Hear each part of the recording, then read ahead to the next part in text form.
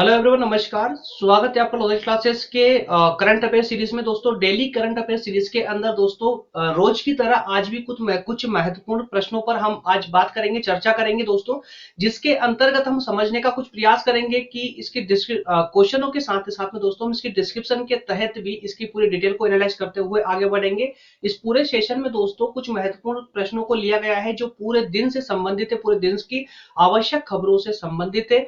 तो दोस्तों, हर एक स्टूडेंट के लिए, प्रत्येक व्यक्ति के लिए ये इतना पॉसिबल नहीं है कि वो सभी प्रकार के न्यूज़पेपरों को पढ़ सके या फिर विभिन्न प्रकार की वेबसाइटों को विजिट करके पूरे दिन का करंट अफेयर को इकट्ठा कर सके दोस्तों।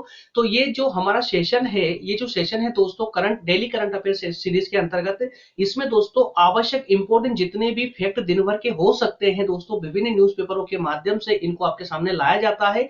इसके अलावा एक सीरीज हमारी और चलती है जीके डेली डोज के नाम से, जीके डेली डोज के नाम से दोस्तों, जिसमें हम प्रतिदिन का एक सबसे इंपॉर्टेंट फैक्ट पर, एक सबसे इंपॉर्टेंट एडिटोरियल पर चर्चा करते हैं, उसको पूरा विस्तार पूर्वक उसको समझते हैं। ठीक है, तो दोस्तों ये जो हमारा सेशन है ये सभी एग्जाम के लिए, देखो सामान्य व्यक्ति के लिए जो पढ़ाई नहीं कर रहा उसके लिए भी तो जरूरी है ही है, क्योंकि पूरे दिन के करंट से आपको हम अपडेट करते हैं। थोड़े से समय में, मुश्किल से 15 से 20 मिनट का सेशन होता है जिसमें सभी प्रकार की हम चर्चा कर लेते हैं।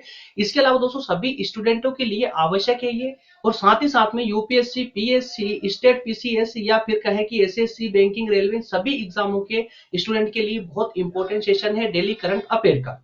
चलिए दोस्तों, एक बात और, डेली ये जो सेशन होता है हमारा प्रतिदिन मॉर्निंग में 9 बजे होता है, लेकिन कुछ कारणों से, कुछ टेक्निकल प्रॉब्लम के कारण ये सेशन आज लेट हो रहा है, तो इसको ज्यादा माइंड ना करने। प्रतिदिन आपको मॉर्निंग में 9 बजे ही ये सेशन मिलने वाला है। चलिए दोस्तों, शुरुआत करते हैं अपने सेशन की।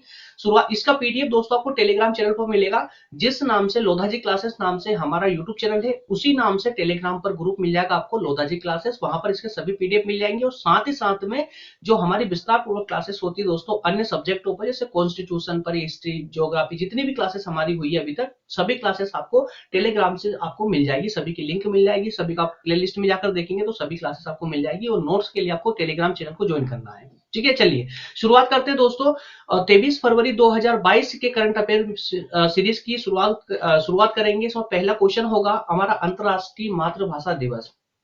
तो दोस्तों आपको बताना है अंतरराष्ट्रीय मातृभाषा दिवस कब मनाया जाता है, कब मनाया जाता है दोस्तों। तो देखिए, अब जिस प्रकार से ये क्वेश्चन हमारे सामने आया कि अंतरराष्ट्रीय मातृभाषा दिवस कब मनाया जाता है, तो अब इस पर हमें ये भी पता होना चाहिए कि भाई ये जो अंतरराष्ट्रीय मातृभाषा दिवस है ये इसकी शुरुआत कब से हुई है, इसकी शुरुआत किसने की है।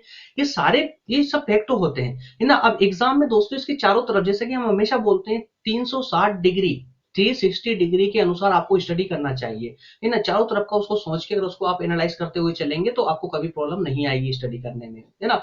तो अंतरराष्ट्रीय मातृभाषा दिवस पर हमारी चर्चा होगी। इसमें कब मनाया जाता है और कब से मनाया जा रहा है दोस्तों। तो इसमें क्वेश्चन है हमारा कि अंतरराष्ट्रीय मातृभाषा दिवस, इंटरनेशनल मदर लैंग्वेज डे, कब मनाया जाता है दोस्तों। तो इसमें चार ऑप्शन आपके सामने हैं, 20 फरवरी, 21 फरवरी, 18 फरवरी या 24 फरवरी। दोस्तों इसका ऑप्शन हो जाएगा, ऑप्शन बी करेक्ट हो जाएगा, 21 फरवरी को। प्रतिवर्ष 21 फरवरी को हम अंतरराष्ट्रीय मातृभाषा दिवस मनाते हैं। ठीक है, तो दोस्तों हाल ही में 21 फरवरी 2022 को पूरी दुनिया में मातृभाषा दिवस को मनाया गया है, और इसकी शुरुआत संयुक्त राष्ट्र अर्थात यूएन के शैक्षिक, वैज्ञानिक और सांस्कृतिक संगठन का एक सम्मेलन हुआ था 1999 में। 17 नवंबर 1999 में एक सम्मेलन हुआ था, उसी सम्मेलन से इसकी घोषणा की गई थी। अर्थात ये कि यूएन का जो सांस्कृतिक संगठन हुआ था उस संगठन के द्वारा ही इसकी शुरुआत हुई थी 1999 में। बस आपको ये दो फैक्ट याद रखना है। ठीक है, चलिए नेक्स्ट क्वेश्चन पर मूव करेंगे दोस्तों। नेक्स्ट क्वेश्चन है हमारा, वरिष्ठ पत्रकार रवीश तिवारी का कौन सी बीमारी के कारण निधन हुआ है। तो दोस्तों आपके सामने चार बीमारियों के नाम दिए गए, कोविड, कैंसर, ट्यूबरक्लोसिस या पीलिया। तो दोस्तों इसमें ऑप्शन बी करेक्ट हो जाएगा, कैंसर बीमारी के कारण इनका निधन हुआ है, कैंसर बीमारी के कारण इनका निधन हुआ है। डिस्क्रिप्शन में देख लीजिए आप। ये जो आप तस्वीर देख रहे हैं दोस्तों, ये है स्वर्गीय रवीश तिवारी जी, जो कि वरिष्ठ पत्रकार थे, और इनका दोस्तों कैंसर बीमारी के कारण जो है इनका निधन हो गया है 40 वर्ष की आयु में। ठीक है, और दोस्तों रवीश एक आर्थिक दैनिक समाचार पत्र और एक पत्रिका में काम करने के बाद पिछले 12 वर्षों से दैनिक समाचार पत्र इंडियन एक्सप्रेस से जुड़े हुए थे और अपनी राजनीतिक समाचार रिपोर्टिंग के लिए ये काफी प्रसिद्ध और लोकप्रिय भी थे। ठीक है, चलिए नेक्स्ट क्वेश्चन देखेंगे दोस्तों। नेक्स्ट क्वेश्चन है, हाल ही में किसे दादा साहेब फाल्के अंतरराष्ट्रीय फिल्म पुरस्कार 2022 में फिल्म ऑफ द ईयर के लिए चुना गया है?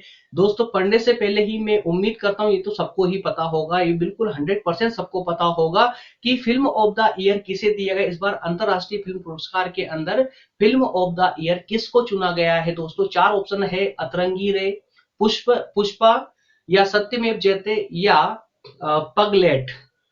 तो इसमें दोस्तों आप सभी को पता है, इसमें ज्यादा बताने की आवश्यकता नहीं है। ऑप्शन बी करेक्ट हो जाएगा, पुष्पा द राइज। इसको main film of the year के लिए चुना गया है, main film of the year के लिए चुना गया है। डिस्क्रिप्शन देख लेते हैं दोस्तों एक बार। प्रतिष्ठित दादा साहेब फाल्के अंतरराष्ट्रीय फिल्म महोत्सव पुरस्कार, जैसा कि दोस्तों आप सभी को पता है कि प्रति वर्ष हर साल दादा साहेब फाल्के अंतरराष्ट्रीय फिल्म महोत्सव होता है, जिसमें ये पुरस्कार दिया जाता है दोस्तों। इस पुरस्कार के अंतर्गत ही दक्षिण भारत के सुपरस्टार अल्लू अर्जुन की blockbuster film the Pushpa the rise को फिल्म ऑफ द ईयर के लिए चुना गया है, फिल्म ऑफ द ईयर के लिए चुना गया है। और इसी के साथ में दोस्तों रणवीर सिंह को क्रिकेट टीम के वर्ल्ड कप जीतने पर जो फिल्म बनी थी दोस्तों 83 उसके लिए बेस्ट एक्टर अवार्ड से सम्मानित किया गया है। ठीक है, तो आपको यहाँ पर दो फैक्ट याद रखना है, पुष्पा द राइज का और रणवीर सिंह का। ठीक है, चलिए नेक्स्ट क्वेश्चन पर देखेंगे। नेक्स्ट क्वेश्चन होगा हमारा, पाकिस्तान का दूसरा सबसे बड़ा नागरिक सम्मान हिलाल ए पाकिस्तान किनको मिला है? तो दोस्तों अभी वर्तमान में अर्थात अभी करंट में पाकिस्तान का दूसरा सबसे बड़ा नागरिक सम्मान अभी दिया गया है, जिसका उस नागरिक सम्मान का नाम है हिलाल ए पाकिस्तान। आपको ये नाम याद रखना है, हिलाल ए पाकिस्तान। तो ये पाकिस्तान का दूसरा सबसे बड़ा नागरिक सम्मान है।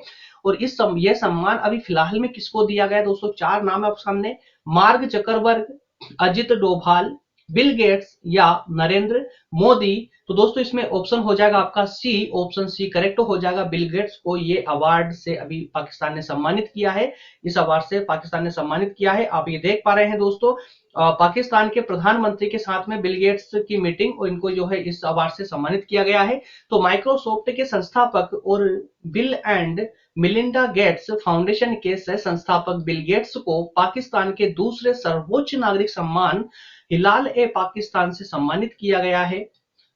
और यह सम्मान उन्हें पाकिस्तान में गरीबी उन्मूलन व स्वास्थ्य सेवाओं के उन्नयन में सहयोग प्रदान करने के लिए किया गया है। इससे पहले मौजूदा अमेरिकी राष्ट्रपति जो बाइडेन को जो है 2008 में पाकिस्तान सरकार ने हिलाल ए पाकिस्तान से सम्मानित किया था। उस समय अमेरिका से पाकिस्तान को आर्थिक मदद दिलाने में सहयोग के लिए जो बाइडेन को यह सम्मान दिया गया था दोस्तों। तो जो भी इनका आर्थिक सहयोग करता है उनको ये अपना जो है सबसे जो बड़ा या कहे कि दूसरा नागरिक सम्मान है, सबसे प्रसिद्ध नागरिक सम्मान, वो उनसे ये जो है इनको अवार्डेड करते नवाजते हैं, है ना। तो बस ये तो आपको इतना याद रखना है कि जो फिलहाल में करंट में बिल गेट को आर्थिक सहायता करने या पाकिस्तान की गरीबी को हटाने में मदद करने के कारण, या डायरेक्टली आप कह सकते हैं कि बिल गेट्स ने इनको कुछ आर्थिक सहायता दी तो इन्होंने इनको सम्मान दे दिया। ठीक है, उसी प्रकार से 2008 में जो बाइडेन, जो अभी वर्तमान में अमेरिका के राष्ट्रपति है, उन्होंने 2008 में पाकिस्तान को अमेरिका से आर्थिक सहायता दिलाने में मदद की थी, इसलिए उनको भी नागरिक सम्मान दिया गया था। ठीक है, चलिए नेक्स्ट क्वेश्चन देखेंगे दोस्तों। नेक्स्ट क्वेश्चन है, हाल ही में आईपीएल की नई फ्रेंचाइजी अहमदाबाद ने अपना क्या नाम रखने की घोषणा की है दोस्तों? तो आईपीएल की नई फ्रेंचाइजी आपको सबको ये तो पता ही होगा यार, अब तो है ना। तो आईपीएल की नई फ्रेंचाइजी अहमदाबाद ने अपना क्या मतलब एक नया नाम रखने की घोषणा की है उसने। तो कौन सा नाम दोस्तों? सभी को पता, गुजरात टाइटंस बोलने की आवश्यकता ना, गुजरात टाइटंस दोस्तों, गुजरात टाइटंस। डिस्क्रिप्शन ये और ये इस प्रकार से दोस्तों, ये गुजरात टाइटंस के कुछ ये हीरो है, देख लीजिए आप लोग, है ना। डिस्क्रिप्शन में इंडियन प्रीमियर लीग आईपीएल की नई फ्रेंचाइजी अहमदाबाद ने अपने नाम का ऐलान कर दिया है। पाठकों को बता दें कि अब अहमदाबाद फ्रेंचाइजी आईपीएल के 15वें एडिशन में गुजरात टाइटंस के नाम से जानी जाएगी। इस बार आईपीएल में 2 नई टीमों को खेलने का मौका मिलेगा। इससे पहले लखनऊ की टीम ने अपना नाम लखनऊ सुपर जॉइंट्स रखा था। ठीक है, तो इसी प्रकार से दोस्तों एक लखनऊ की टीम है, उन्होंने भी अपना नामकरण किया था लखनऊ सुपर जॉइंट्स के नाम से। ठीक है, तो दोस्तों नेक्स्ट क्वेश्चन पर मूव करते हैं। नेक्स्ट क्वेश्चन है हमारा, केंद्र सरकार ने हाल ही में किसे वित्तीय सेवा विभाग के नए सचिव के रूप में नियुक्त किया है? किसने किया है? केंद्र सरकार ने। तो केंद्र सरकार ने दोस्तों ऐसे कौन सी पर्सनालिटी है जिनको जिनको वित्तीय सेवा विभाग के लिए, वित्तीय सेवा दोस्तों, अभी वित्तीय सेवा विभाग बहुत बड़ा विभाग होता है जो कि केंद्र में वित्तीय सेवा से संबंधित कार्य तथा वित्त से संबंधित कार्य के लिए जाना जाता है ये। तो वित्तीय सेवा विभाग के एक नए अध्यक्ष, नए सचिव के रूप में किसको नियुक्त किया है दोस्तों? 4 ऑप्शन है आपके सामने, अजीत घोषाल, नरेंद्र वाडेकर, संजय मल्होत्रा या अभिषेक वर्मा। दोस्तों 4 ऑप्शन है, चारों में से मैं आपको बताता हूं, हालांकि नया कंसेप्ट है, शायद पता ना हो आपको, तो इसमें दोस्तों आप इनको रट लीजिए, एग्जाम में बिल्कुल आने ही वाले मान लीजिए आप, क्योंकि ये केंद्र सरकार की वित्तीय सेवा आयोग से संबंधित है और उनके फिर ऊपर से सचिव की बात है दोस्तों। तो सचिव जो है यहाँ पर ऑप्शन इनका सी करेक्ट हो जाएगा, संजय मल्होत्रा को चुना गया है, संजय मल्होत्रा को चुना गया है दोस्तों। ये है संजय मल्होत्रा साहब, ये है संजय मल्होत्रा साहब जो आपको पिक्चर में दिखाई दे रहे हैं। डिस्क्रिप्शन में एक बार और देख लीजिए जिससे आपके अन्य फैक्ट भी क्लियर होते चले। हाल ही में केंद्र सरकार द्वारा आईआईटी कानपुर के पूर्व छात्र संजय मल्होत्रा को फाइनेंशियल सर्विस सेक्रेटरी बनाया गया है, फाइनेंशियल सर्विस सेक्रेटरी बनाया गया है। जानकारी के लिए बता दें कि भारत सरकार के अधीन फाइनेंशियल मिनिस्ट्री के अधीन फाइनेंशियल सर्विस विभाग काम करता है। क्या कि फाइनेंशियल मिनिस्ट्री जो फाइनेंशियल डिपार्टमेंट है दोस्तों, जो फाइनेंशियल मंत्रालय है, वित्तीय मंत्रालय जिसको हम हिंदी में बोलते हैं वित्तीय मंत्रालय, तो फाइनेंशियल सर्विस विभाग के जिसकी हम अभी बात कर रहे हैं, या फाइनेंशियल सर्विस विभाग जिसका सचिव इनको संजय जी को नियुक्त किया है, ये विभाग दोस्तों वित्तीय मंत्रालय के अधीन कार्य करता है। सिंपल भाषा में ऐसे समझ सकते हैं इसको। ठीक है, और यह विभाग बैंकिंग सेक्टर के लिए काम करता है। इसके अलावा संजय मल्होत्रा ने दोस्तों 1989 में कंप्यूटर साइंस एंड इंजीनियरिंग विभाग से बीटेक की पढ़ाई पूरी की है और मल्होत्रा अभी रैक लिमिटेड में अध्यक्ष और प्रबंधक निदेशक भी है।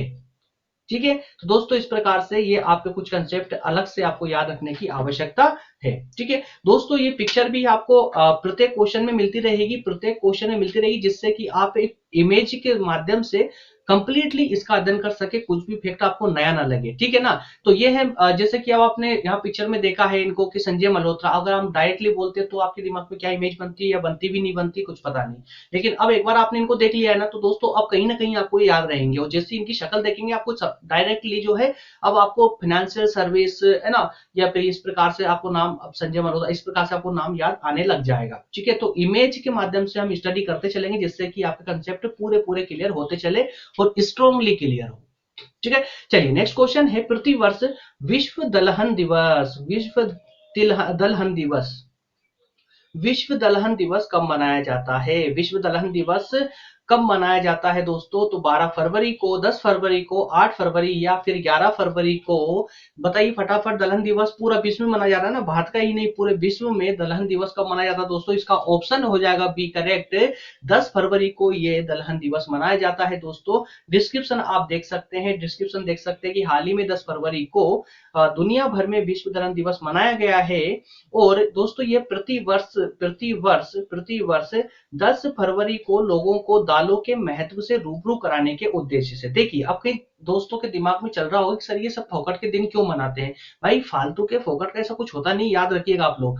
हर चीज का एक उद्देश्य होता है, हर चीज का एक मकसद होता है, हर चीज का एक बड़ा ही अर्थ निकलता है, याद रखना। ये डे मनाने के पीछे, जैसे कि हमने लास्ट कल के करंट अफेयर में देखा था मिर्गी दिवस। अब भाई मिर्गी क्या है? मिर्गी बीमारी जो होती है हमारी, है ना, जो हमको अनकॉन्शियस कर देती है, एक बीमारी होती है, तो वो बीमारी से जागृत करवाने के लिए और बताने के लिए पब्लिक में, ताकि वो उनमें ज्यादा दहशत का माहौल ना बने उस बीमारी को लेकर, मुर्गी की बीमारी को लेकर के, वो चूंकि एक सामान्य बीमारी है, तो उस उद्देश्य को कुछ जनता में फैलाने के लिए कि वो सामान्य बीमारी है, घबराने की आवश्यकता नहीं है, जनरल है, नॉर्मल है, उन सब चीजों को बताने के लिए ही इस प्रकार के दिन मनाए जाते हैं। अब यहाँ दलहन दिवस मनाने का मतलब क्या हुआ? अरे भाई आज जो पूरा विश्व जो है वेज से नॉन वेज की ओर मुड़ रहा है, है ना। सबसे मतलब कि अगर कोई बोलता है भाई प्रोटीन विटामिन कहाँ मिलेगा, तो नॉन वेज में मिलेगा। तो क्या ऐसा आवश्यक है क्या भाई? अरे शाकाहारी भोजन में भी कई प्रकार के प्रोटीन विटामिन छुपे हुए हैं, लेकिन आज लोग जो है उस प्रकार का सेवन, उस भोजन का सेवन नहीं करते।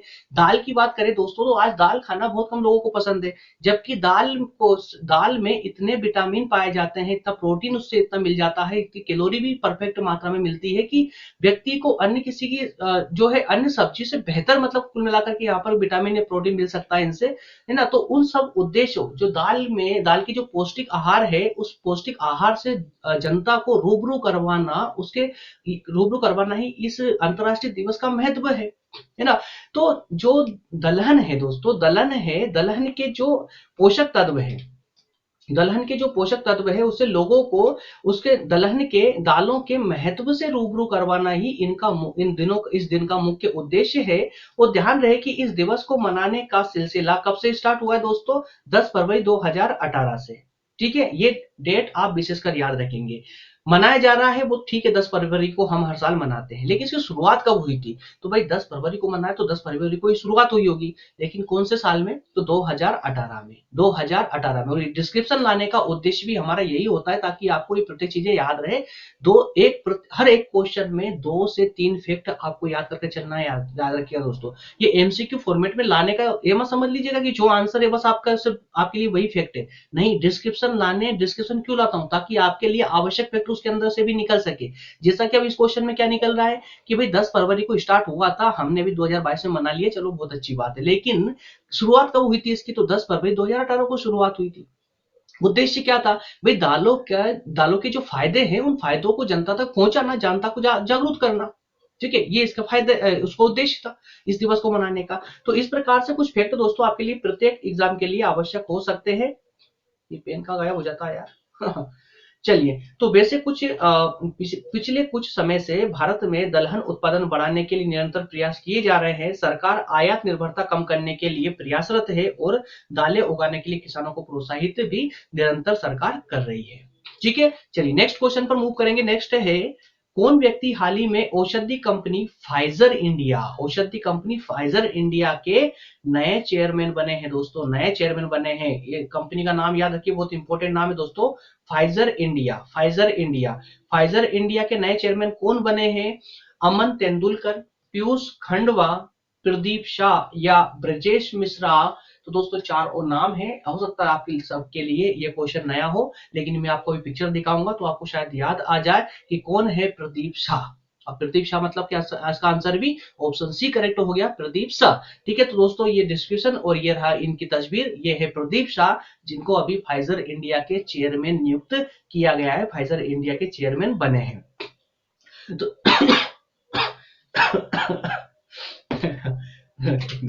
औषधि कम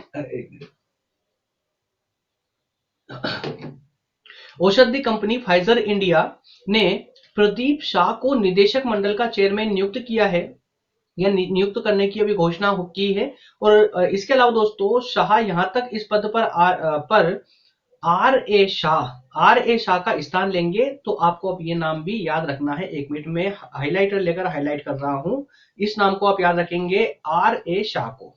ठीक है, प्रदीप शाह के स्थान पर आर ए शाह। तो पहले कौन थे दोस्तों? फाइजर इंडिया के चेयरमैन पहले कौन थे? तो आर ए शाह थे।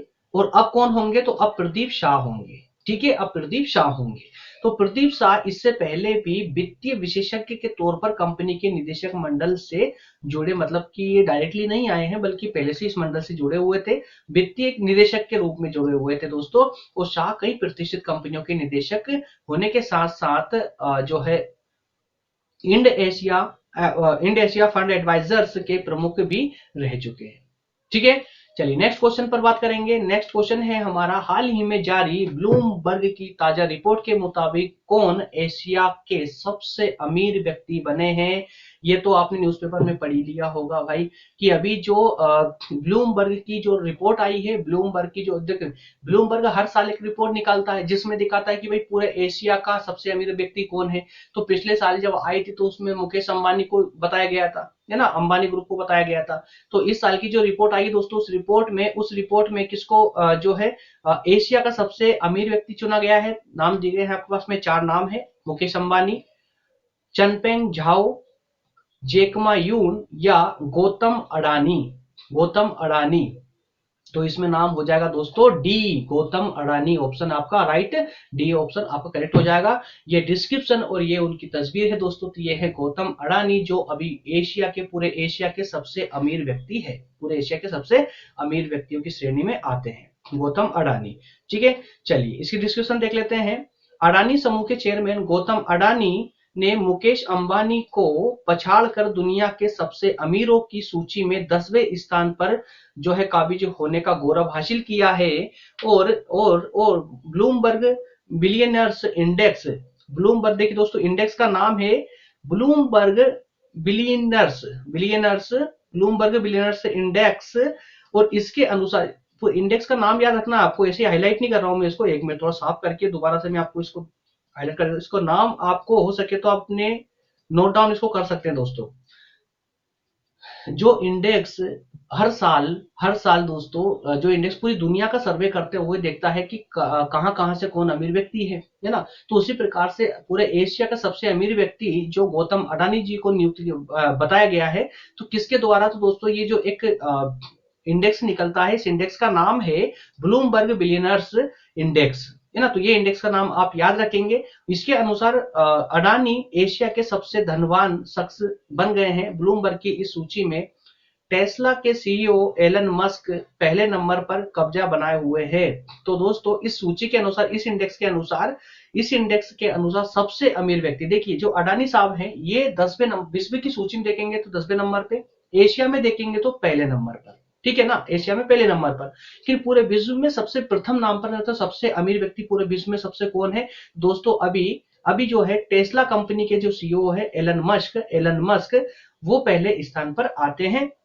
उनके पास 235 अरब डॉलर की नेटवर्थ है, 235 अरब डॉलर, 235 अरब डॉलर की संपत्ति है। इसके अलावा अमेजन के जेफ बेजोस दूसरे स्थान पर है, और फ्रांस के कारोबारी बर्नार्ड अर्नल्ड तीसरे स्थान पर, वहीं माइक्रोसॉफ्ट बिल गेट्स चौथे नंबर पर बरकरार है।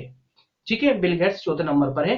तो इस प्रकार से दोस्तों आपको प्रथम, द्वितीय, तृतीय याद रखना होता है, और साथ में इंडिया से संबंधित जो व्यक्ति होते हैं उनको नाम याद रखना। तो 3 नाम आपको प्रथम श्रेणी के होना चाहिए, और एशिया का पहला नाम अडानी साहब।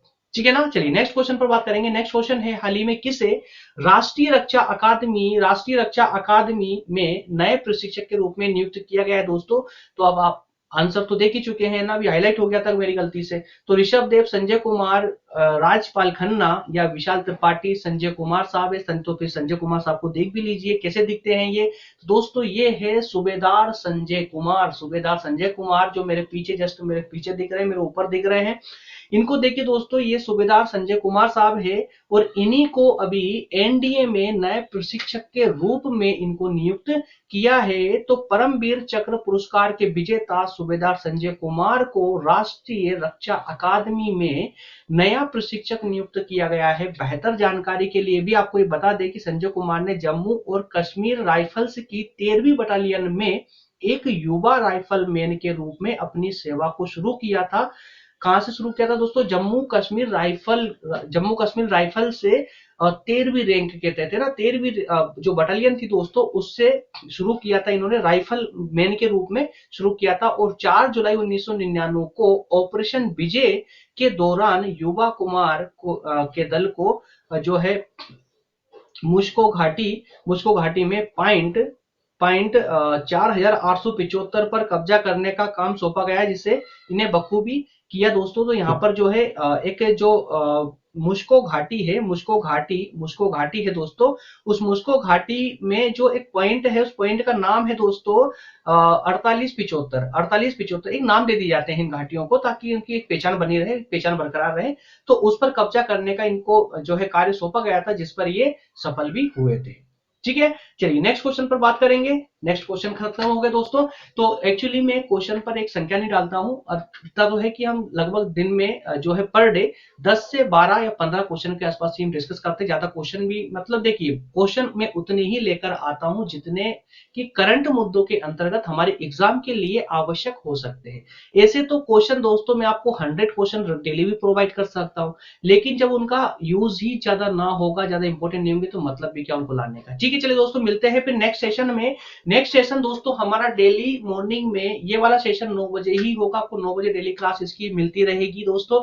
टेलीग्राम व्हाट्सएप पर आप हमें इस नंबर से ज्वाइन कर सकते हैं, जो नंबर आपको दिख रहा है इस नंबर से ज्वाइन कर सकते हैं। टेलीग्राम पर भी दोस्तों लोधाई क्लासेस नाम से ग्रुप है, इसको ज्वाइन कर लेंगे तो सभी क्लास नोट्स आपको यहीं पर मिलते रहेंगे। ठीक है, मिलते हैं नेक्स्ट सेशन में नेक्स्ट डे दोस्तों। तब तक के लिए सभी का बहुत बहुत धन्यवाद। Thank you.